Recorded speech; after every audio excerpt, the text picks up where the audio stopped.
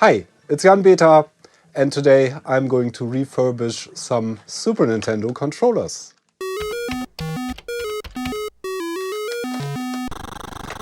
So here's the Super Nintendo I refurbished in the previous video, and my cheap Super Everdrive from China that I'm also going to mention briefly during the course of this video. I got some original controllers for this, because the ones I had are cheap knockoff controllers and they just don't feel right. The plastic is kind of cheap and yeah, they work, but the buttons feel wrong and things like that. So I wanted some original controllers. The least expensive I found on eBay quickly were these two Super Famicom controllers, which match my European version of the Super Nintendo. Color-wise, the only difference between these and the controllers that this originally came with is that it says Super Nintendo. Nintendo Super Nintendo on the European version.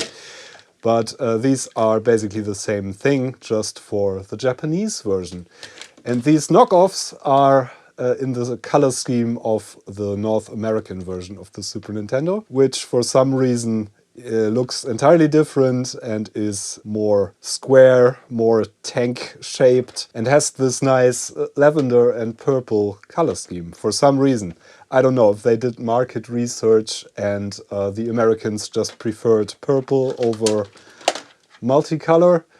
They probably do today, but I'm not sure what this is all about, the marketing decisions that Nintendo made, but that's how it is. So I got these, and these were the cheapest auction I could find, 11 euros for each of these. And they sent me one super yellowed one and one that is not quite so yellowed, but they are both relatively dirty. So we're going to take these apart, take a look inside, clean the circuit board, clean the shells, probably do some retrobrighting, at least on the super yellow one. And then I have some original Super Nintendo controllers, or rather Super Famicom controllers, but I actually think that's pretty cool. So let's dive in. I'm going to do the refurb on these original ones that I just got. I don't think the knockoff ones need any refurbishing really, they probably just need a wipe. But I'm still going to look inside and compare the two different controller types here, because I think most of the knockoff controllers are a bit different in design to the original controllers. So yeah, this comes apart with 1, 2, 3, 4, 5 Phillips screws. These are just standard Phillips screws, unlike on the console where we had the Gambit screws. And even the screws on this are dirty, so yeah, no wonder these were inexpensive. But I don't mind that. And maybe this video is interesting for some people who have filthy controllers themselves. Which I guess is pretty common, given that this is super old stuff at this point. Or vintage, as I like to call it. This should now just come apart, I think. And there is a circuit board inside. Pretty simple one here. Yeah, and you can see the dirt built up here. Yeah, it doesn't look very nice. This is just one piece of plastic with all these standoffs. And we have this part that holds the circuit board and also the buttons from the other side. These shoulder buttons are just held in place with these little rods here that we're going to have to keep somewhere safe. Already lost one. Yeah, there's rubber pieces which have carbonized rubber here, or rubber infused with graphite, I think, so it's conductive, and that closes contacts on the circuit board, which are also carbon contacts. You don't want to go too rough on cleaning these contacts because the carbon rubs off. Usually the carbon goes all the way through on these rubber pieces here, or silicone pieces, but the carbon layer on the circuit boards might be quite thin. This is relatively cheaply constructed. They have a connector here that unplugs, I think, for the wiring, and this whole portion just lifts out. Obviously single-sided circuit board, everything is going to be on the other side here. Yay! Interestingly, more carbon contacts here. Interestingly, made by Mitsumi. And there's one single multiplexer chip here to multiplex the signals, because there's only 7 connections on these plugs, and we have 1, 2, 3, 4, 5, 6, 7, 8, 9, 10, 11, 12 buttons here that have to be transported through this. So we have to multiplex this and have more bandwidth basically on the cable. And yeah, some resistors here that are not even populated, 1 capacitor. That's all that's to it, basically. The capacitor probably to filter the voltage for the chip here, which should be 5-volt logic. So yeah, very old school. These are the carbon contacts. You can carefully clean them. I use a bit of alcohol for this and some Q-tips, and then finish off with some mild contact cleaner.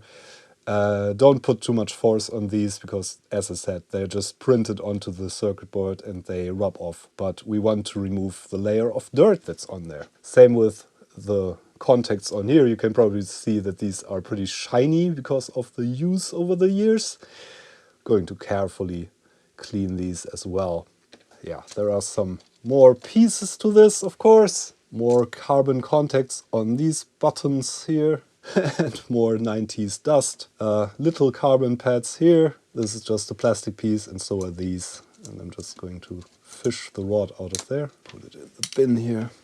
Yeah, these look filthy, and that's probably what you have with your controllers, because the buttons are where all the skin flakes and grime and soft drinks and things like that go. As I said, all the plastic parts, so all this is going to get a good bath in some detergent.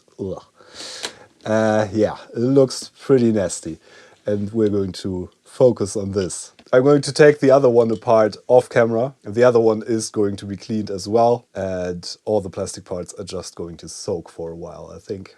This one is even filthier. These parts you can usually just wash with warm water and dish soap and things. And the plastic parts, same. With these you want to be super careful because the silicone can rip pretty easily. Just going to soak the other parts for a while and then show you how to work on the circuit boards, or how I work on the circuit boards at least. So a bowl of warm water with dish soap. Just going to put all the plastic pieces in there and let them soak. And I'm going to get a smaller container to put the silicone parts in. Usually that works fine and you don't damage the parts. Yeah, just going to let everything soak while I work on the circuit board or boards. So I'm just using contact cleaner and a wipe with alcohol. You can see the carbon pads on the shoulder buttons here as well. Also going to give the cables a wipe. Usually I use window cleaner for that. Going to wipe the circuit board down carefully with some 99% IPA. And you can see some of the carbon is coming off, but not much. And that's exactly what we want. We don't want to rub this off completely, but we want to clean the contacts a bit. Just going to give the other side a bit of a wipe. You can remove the connector there, of course, but I won't bother. And then I go in with Q-tip that I soak in contact cleaner. And just carefully wipe it over these contacts. I'm using Teslanol T6. That's a very mild contact cleaner that you can leave on, and it's made to be used on potentiometers and things like that, so it doesn't really hurt the carbon contacts. It's actually made for this. You don't want to use anything too aggressive. And I'm just going to do the exact same with the other board. That's basically all you need. Sometimes if you have dirt built up there, you want to scrape a bit more. And you can probably see that there's a little gap between these contacts here. On all the contacts in the center there's a little area that is not contact area, and that's the area that the physical switches actually close. So if you push a button, the little carbon pad on the button closes this contact. And if your circuit board is too destroyed, or you managed to wear off the carbon on it completely, so it doesn't work at all anymore, you can recode it. And there's also reimaginations of these boards. So you can have a new board made for your original Super Nintendo controllers, and some of them have lights in it and things like that. I'm going to link some in the video description so you can see. Which is a nice segue to the sponsor of this video, which is PCBWay, my favorite manufacturer of circuit boards. They also do CNC machining, 3D printing, sheet metal fabrication, injection molding, basically everything the tinkerer needs. And as is tradition, PCBWay have their Christmas special going all through December. Starting now, basically. There's a lot of discounts and coupons, and several colors of solder mask are free upgrades at this time, so you might want to check out the website linked in the video description. Back to our controllers. Yeah, and I'm just going to do the exact same thing with the other one, which looks slightly different, actually, but it is very much the same circuit, just different silk screening on here. This is 1992. And this looks like 1996, I believe. So this is a later one. There are slightly different revisions of these, but they all basically look the same. Except some have a connector here and some have the wires directly soldered to the board, I believe. Functionally and circuit-wise, they are the same. Now let's take a look inside one of these, much cleaner, because they're not as old knockoff controllers. They look very much the same from the outside. The screws look very similar, but the plastic feels much cheaper. Maybe it's a complete copy of these, maybe not. Okay, this looks quite different actually. These don't have steel rods and are very badly molded. There's still an injection point there. Okay, these are no good. These are basically the same construction, but they have no carbon contacts, but metal contacts, no gold there though. And this whole construction here. Okay, yeah, there's a blob on here, not even a real IC. And yeah, the pads are just metal, exposed metal. No gold plating, nothing. Basically the same carbon pads on the buttons here. It's all slightly differently shaped. There's a little foam rubber thing here instead of the proper plastic backing on the original controllers. Much, much cheaper to produce. And yeah, as I said, they don't feel right. They work. It's okay for testing, but yeah. As you can see, they cut every corner. Just going to quickly close this again. I think most knockoff controllers look similar to this, probably. I prefer the originals. Yeah, I use these basically just for testing. And they're okay for that. So our parts have been soaking for an hour or so. And I'm just going to go in with an old toothbrush here and clean all the little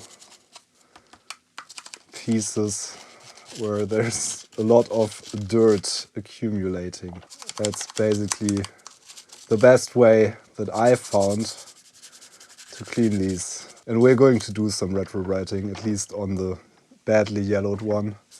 This one doesn't look too bad. Just take your time.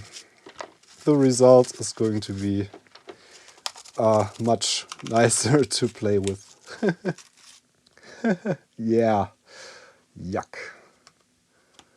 There's quite a bit of dirt in here. Just going through all of these. And you can see on this text here, with the toothbrush you can get even between the lettering there. And usually the text, the print on this doesn't come off, and neither does the sticker here. This is just a sticker.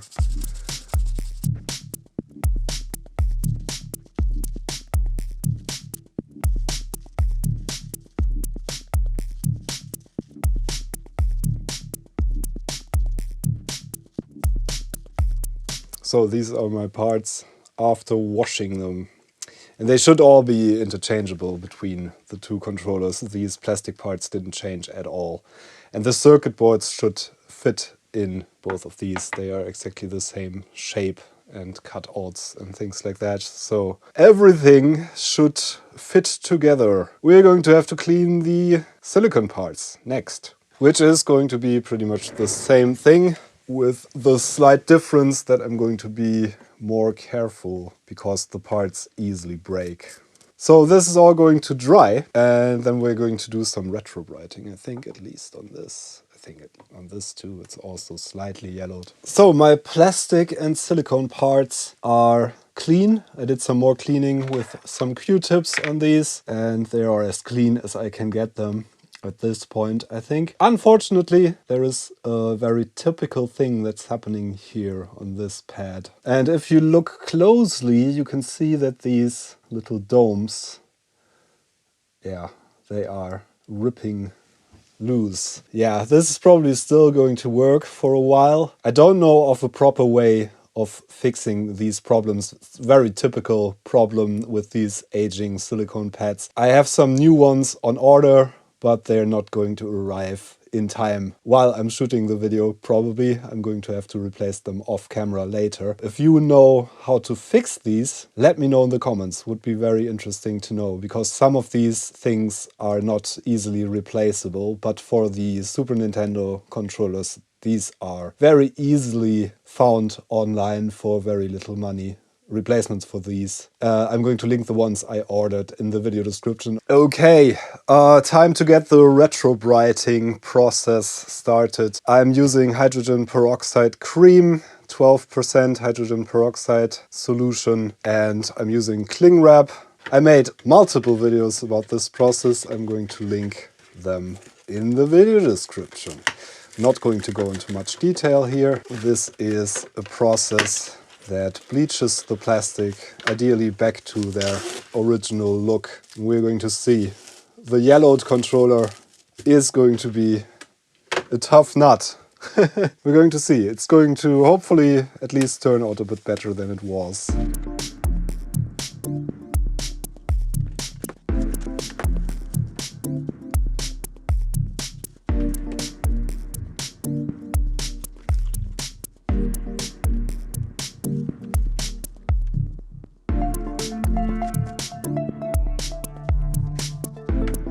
So these parts are the ones I want to do the retrobrighting on, and the more yellowed ones probably need a lot more time than the only slightly yellowed ones. So I packed them separately to have more control. I'm now going to put them in a box and shine a grow light on them. And the other parts are just going to have to wait for reassembly.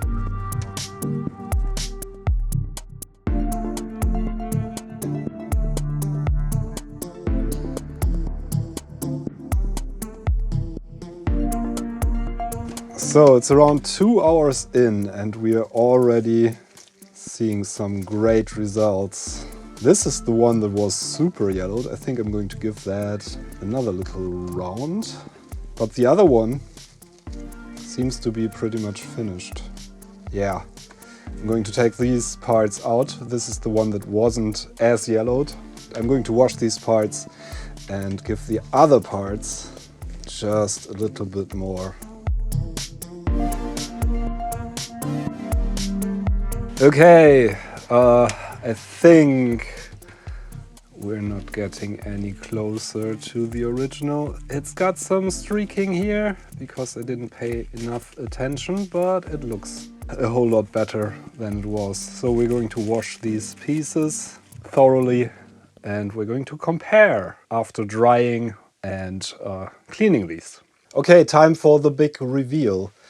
And yeah, I have some good news and some bad news. We have some marbling, as it's called, quite fittingly, because it looks like marble surface on this one. That, yeah, it's worse than I initially thought, unfortunately, but it's still, I think it still looks better than before, actually. This is what happens when the cream evaporates fully. So my quick retrobrighting box, which heats these pieces up to much hotter than they would be in my slow retrobrighting box, the bigger box. Yeah, this is risky, of course, and I didn't pay enough attention, it seems. So we get this. This is what you get when retrobrighting goes slightly wrong. I've seen much worse, and I've also done much worse myself. But yeah, it's a bit unfortunate, but at least they are not yellow anymore. The other one seems to be pretty good. There's some retrobrighting going on under this vinyl sticker here. So it's not perfect, but yeah, it's definitely way less yellow than it was. And the other good news is that my replacement pads already arrived, so I'm probably going to fit both of these with completely new pads just to see how good they are, and keep the other ones as spares altogether, I guess, so they both feel the same. One last thing I want to mention as an aside. Yeah, I probably should have done this research before going ahead and buying some Super Famicom controllers, but I just did it while shooting this video, basically. I read up on some forums and on some websites, and apparently there are some PAL Super Nintendo consoles that don't work with NTSC region controllers. So the North American controllers and the Super Famicom controllers are slightly different to the PAL region controllers. So the European and other areas where there's PAL video signals. There seem to be some earlier Super Nintendo models that don't work with the NTSC region controllers. And that's because of 2 little resistors on the circuit boards and or 4 diodes in the consoles themselves, I think. So let's dig into that. So both of my Super Famicom controllers don't have these little surface mount resistor positions populated. And it says only P here. And the P stands for PAL. The PAL consoles have resistors in there for their controllers that they come with. You can retrofit these resistors, of course, just use some surface mount resistors or use through-hook resistors that you bend in creative ways. I could do that, but apparently my Super Nintendo works fine with these Super Famicom controllers, and I would not have noticed had I not read up a bit more about these things. I borrowed a PAL Super Nintendo controller from a friend, and we're going to take a look at these resistors because I didn't find conclusive information about what values these have. I guess they are just pull-ups, so 10k ohms or something like that should work absolutely no problems. But I've read several different values, most of them smaller than 10k. Maybe the cable resistance makes up for the difference or something like that. A regular value for pull-up resistors, which these very likely would be 10k, so 10k should probably work. As I said, my Super Nintendo works without the resistors, so I probably don't have the diodes in there that makes the difference. You can, in theory, remove the 4 diodes that are on the little controller board in the Super Nintendo. The board where the controllers connect has 4 diodes for some of the PAL versions. Mine apparently probably doesn't have them because these controllers worked fine. Yeah, let's open this one up and look at the little resistors there and measure them actually. And just for completeness sake, these European versions also have a much longer cable. So yeah, that's a big plus. The Japanese ones, I don't know if the Japanese had smaller televisions and were sitting closer to them. I don't know what the deal is there, but the original Super Nintendo European controllers have way longer cable. It's basically the same as the Famicom board so far. But if the internet is right, this should have the little resistors. Yup, indeed, it has 2 resistors there. Interesting. So there's our R1 and R2 populated on this board. Otherwise, completely the same board, obviously. Look at that. They just populated 2 resistors and that made it kind of region locked for some reason or the other. R1 says 122 and R2 says 302. So these are different values. R1 should be 1.2K. That's 1.09K. And R2 should be 3K. That's 2.4 roughly. Yeah, you could fit the appropriate resistors to the other board. But in my case here, I don't have to. I am also going to give all my metal parts here, the screws and the little rods, a bit of a wipe with some WD-40, the classic WD-40. I like to do that because it prevents these from rusting and things and removes a bit of rust. These are already a bit rusty. Usually this works pretty well. Yeah, let's put these back together. And I am going to probably use my new pads here for reassembling these, just because I can. They do feel very similar to the original ones. They are a bit different in color, but they have the same contacts here, basically. They are a bit smaller, the contacts. Yeah, but these should be fine, I guess. And yeah, what I would do to these original contacts, I would just wipe them with some contact cleaner and a Q-tip. Carefully, very carefully. These easily break. I am not going to do that for the new ones because it is not necessary, because these are new. So for the buttons, these are keyed, so you can only put the buttons in the correct orientation actually. And it also says the color on here. It says red, blue, green, yellow, or purple and lavender for these two. And these have little indentations or little noses. So you can only put them in the correct way. Yeah, it doesn't matter which ones I use for which, I think. These only go into the correct indents here. It should be this here. Oh, yeah. This is the correct way around, with the pads facing to the circuit board actually. This is how the D-pad sits on this little thing here. Of course, we could put some lubricant on these little rods, but yeah, I soaked them in WD-40. It's not a lubricant, I know, but they're at least clean now.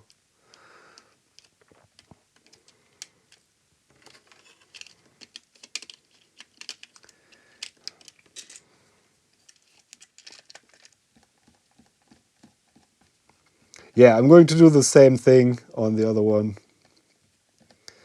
And then probably we're going to be golden. Yeah, now it actually feels right. Okay, let's do the other one as well. Yes, and it reacts really quickly and without any issues here. Of course. Yep.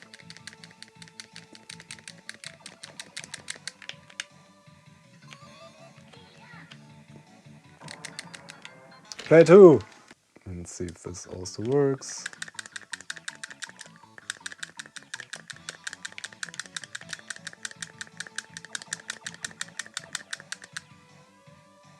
Oh, and the penguin gets little sweets.